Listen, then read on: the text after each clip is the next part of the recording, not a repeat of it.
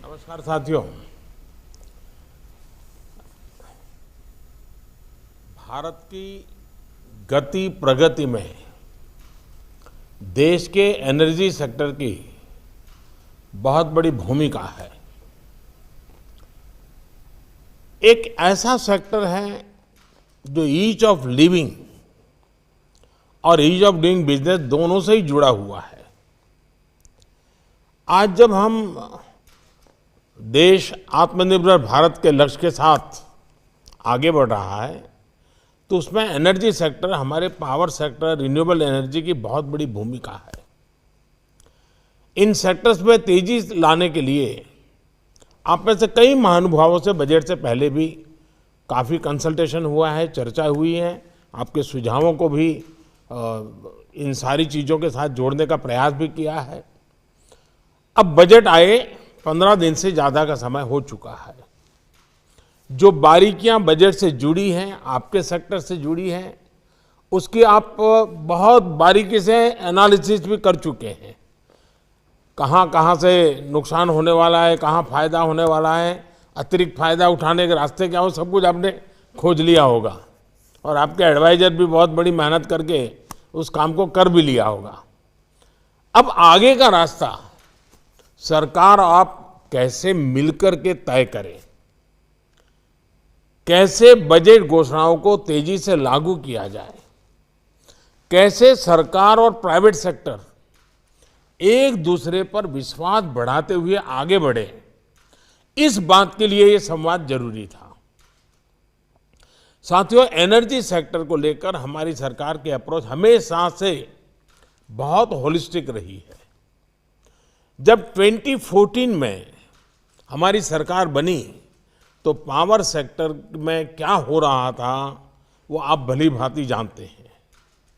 इससे जुड़ी डिस्ट्रीब्यूशन कंपनियों की क्या स्थिति थी, मैं मानता हूं कि उसका मुझे वर्णन करने की जरूरत नहीं है। हमने इस सेक्टर में उपभोक्ता और उद्यमी दोनों के हितों को ध्यान में रखते हुए नीतियां बनाने का और नीतियों में इंप्रूवमेंट करने का लगातार प्रयास किया है। पावर सेक्टर में हम जिन 4 मंत्रों को लेकर चले वो है रीच, रीइंफोर्स, रिफॉर्म्स और रिन्यूएबल एनर्जी। साथियों, जहां तक रीच की बात है तो हमने पहले देश के हर गांव तक और फिर हर घर तक बिजली पहुंचाने पर जोर दिया और पूरी ताकत लगा दी। हमने पूरी व्यवस्था को उस ओर मोड़ दिया। बिजली पहुंचने से ऐसे लोगों के लिए तो एक नई दुनिया ही मिल गई जो 21वीं सदी में भी बिना बिजली के रह रहे थे। अगर अपनी कैपेसिटी को रीइंफोर्स करने की बात करें तो आज भारत पावर डेफिसिट कंट्री से पावर सरप्लस कंट्री बन चुका है। बीते कुछ सालों में भी हमने 139 गीगावाट कैपेसिटी जोड़ी है। Bharat one nation, one grid, one frequency, उसका लक्ष्य भी प्राप्त कर चुका है। ये सब कुछ रिफॉर्म्स के बगैर संभव नहीं था। उदय योजना के तहत हमने 2,32,000 करोड़ रुपए के बॉन्ड्स इशू किए। इससे पावर सेक्टर में फाइनेंशियल और ऑपरेशनल एफिशिएंसीज को प्रोत्साहन मिला। पावर ग्रिड के एसेट्स को मोनेटाइज करने के लिए इंफ्रास्ट्रक्चर इन्वेस्टमेंट ट्रस्ट इनविट स्थापित किया जा चुका है और वह शीघ्र ही इन्वेस्टर्स के लिए खोल दिया जाएगा। साथियों, बिजली की जरूरतों को पूरा करने के लिए रिन्यूएबल एनर्जी पर बहुत अधिक फोकस किया जा रहा है। बीते 6 साल में हमने रिन्यूएबल एनर्जी कैपेसिटी को 2.5 गुना से ज्यादा बढ़ाया है। इस दौरान भारत की सोलर एनर्जी कैपेसिटी में लगभग 15 गुना वृद्धि की गई है। आज भारत इंटरनेशनल सोलर अलायंस के माध्यम से दुनिया को नेतृत्व भी दे रहा है। साथियों, 21वीं सदी की आवश्यकताओं को देखते हुए इस साल के बजट में भी भारत ने अपने इंफ्रास्ट्रक्चर पर अभूतपूर्व निवेश के लिए कमिटमेंट दिखाया है। चाहे वो मिशन हाइड्रोजन की शुरुआत हो, सोलर सेल्स की डोमेस्टिक मैन्युफैक्चरिंग हो या फिर रिन्यूएबल एनर्जी सेक्टर में बड़े पैमाने पर कैपिटल इन्फ्यूजन, भारत हर क्षेत्र पर बल दे रहा है। हमारे देश में अगले 10 वर्षों तक सोलर सेल्स की जो डिमांड है वो हमारी आज की मैन्युफैक्चरिंग कैपेसिटी से 12 गुना ज्यादा है। कितना बड़ा मार्केट हमारा इंतजार कर रहा है। आज समझ सकते हैं कि देश की जरूरतें कितनी बड़ी हैं और आपके लिए अवसर उससे भी ज्यादा बड़े हैं। हम इस क्षेत्र में अपनी कंपनियों को सिर्फ देश की जरूरतें ही पूरी करते देखना नहीं चाहते, लेकिन उन्हें ग्लोबल मैन्युफैक्चरिंग चैंपियंस में बदलते देखना चाहते हैं। सरकार ने high efficiency solar PV modules को पीएलआई स्कीम से जोड़ा है और इस पर 4,500 करोड़ रुपए से अधिक निवेश करने के लिए प्रतिबद्ध है। ये निवेश भारत में गीगावाट स्तर की सोलर पीवी मैन्युफैक्चरिंग फैसिलिटीज को विकसित करने में मदद करेगा। पीएलआई स्कीम की सफलता का देश में एक पॉजिटिव ट्रैक रिकॉर्ड बन रहा है। अब जैसे मोबाइल मैन्युफैक्चरिंग को हमने इस स्कीम के साथ जोड़ा तो इसका बहुत ज्यादा रिस्पॉन्स हमें तुरंत नजर आने लगा है। अब high efficiency solar PV modules के लिए भी ऐसे ही रिस्पॉन्स की उम्मीद है। पीएलआई स्कीम्स के तहत 10,000 मेगावाट क्षमता वाले integrated solar PV manufacturing plant बनाए जाएंगे और इन पर करीब करीब 14,000 करोड़ रुपए का निवेश किए जाने की तैयारी है। अनुमान है कि इससे आने वाले 5 वर्षों में 17,500 करोड़ रुपए से ज्यादा की डिमांड बनेगी। ये डिमांड सोलर पीवी मैन्युफैक्चरिंग के पूरे इकोसिस्टम के विकास में उसको गति देने में बहुत बड़ी भूमिका निभाएगी। साथियों, आरई सेक्टर में निवेश बढ़ाने के लिए सरकार ने solar energy corporation of India में 1,000 करोड़ रुपए के अतिरिक्त कैपिटल इन्फ्यूजन के लिए प्रतिबद्धता बताई है। इस तरह Indian renewable energy development agency में भी 1,500 करोड़ रुपए का अतिरिक्त निवेश किया जाएगा। यह भी बहुत बड़ा कदम है। साथियों, पावर सेक्टर में ईज ऑफ डूइंग बिजनेस को बेहतर बनाने के लिए सरकार ने रेगुलेटरी और प्रोसेस फ्रेमवर्क में भी सुधार का भी अभियान चलाया है।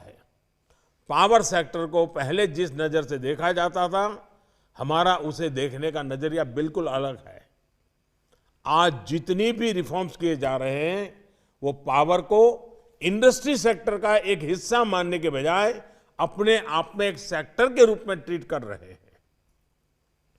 पावर सेक्टर को अक्सर इंडस्ट्रियल सेक्टर के एक सपोर्ट सिस्टम की तरह ही देखा जाता रहा है, जबकि बिजली अपने आप में ही अहम है और ये अहमियत सिर्फ उद्योगों की वजह से नहीं है। यही कारण है कि आज सामान्य जन के लिए बिजली की उपलब्धता पर इतना ज्यादा ध्यान दिया जा रहा है। सरकार की नीतियों का ही प्रभाव है कि आज भारत की पावर डिमांड रिकॉर्ड स्तर तक पहुंच चुकी है। हम देश भर में बिजली सप्लाई और डिस्ट्रीब्यूशन सेगमेंट की परेशानियों को दूर करने में लगे हैं। इसके लिए डिस्कॉम से जुड़ी जरूरी पॉलिसी और रेगुलेटरी फ्रेमवर्क बनाने जा रहे हैं। हम डिस्ट्रीब्यूशन सेक्टर में एंट्री बैरियर्स को कम करने और बिजली की डिस्ट्रीब्यूशन और सप्लाई के को लाइसेंस मुक्त करने के लिए काम कर रहे हैं। सरकार द्वारा प्रीपेड स्मार्ट मीटर और फीडर सेपरेशन सिस्टम के अपग्रेडेशन से जुड़े इंफ्रास्ट्रक्चर से लेकर डिस्कॉम्स की मदद के लिए योजना पर भी काम किया जा रहा है। साथियों, भारत में सोलर एनर्जी की कीमत बहुत कम है।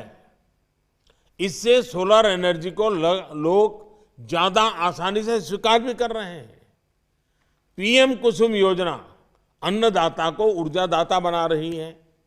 इस योजना के माध्यम से किसानों के खेतों में ही छोटे पावर प्लांट लगाकर 30 गीगावाट सोलर कैपेसिटी तैयार करने का लक्ष्य है। अभी तक करीब 4 गीगावाट रूफटॉप सोलर एनर्जी की कैपेसिटी हम इंस्टॉल कर चुके हैं और लगभग 2.5 गीगावाट कैपेसिटी इसमें जल्द ही और जुड़ जाएगी। अगले 1-1.5 साल में 40 गीगावाट सोलर एनर्जी सिर्फ रूफटॉप सोलर प्रोजेक्ट द्वारा तैयार करने का लक्ष्य है। साथियों, आने वाले दिनों में पावर सेक्टर को सुधारने, उसे सशक्त करने का अभियान और तेज होगा। हमारी कोशिशों को आपके सुझावों से ताकत मिलती है।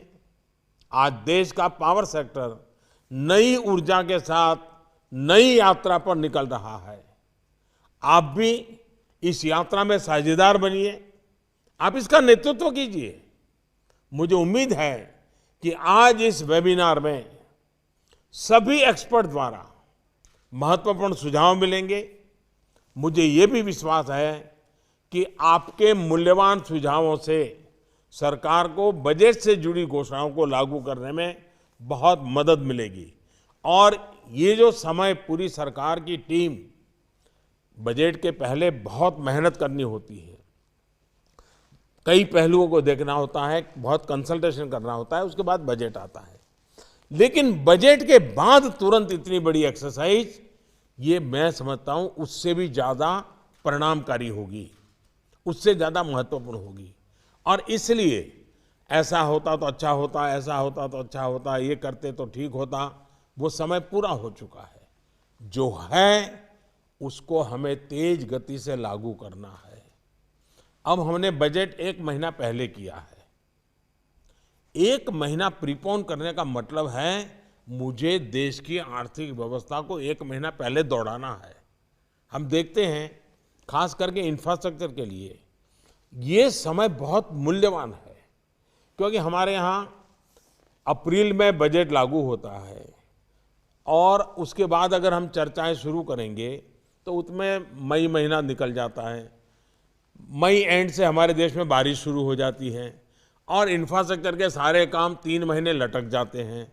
ऐसी स्थिति में 1 अप्रैल से ही काम शुरू हो जाए तो हमें अप्रैल, मई, जून इंफ्रास्ट्रक्चर काम के लिए बहुत समय मिल जाता है।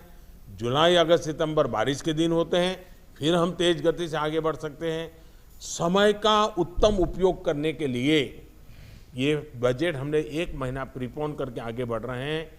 इसका फायदा आप सब साथी जो मेन स्टेक होल्डर्स हैं, आप जितना उठाएं, सरकार पूरी तरह आपके साथ चलना चाहती हैं, एक कदम आगे चलना चाहती हैं।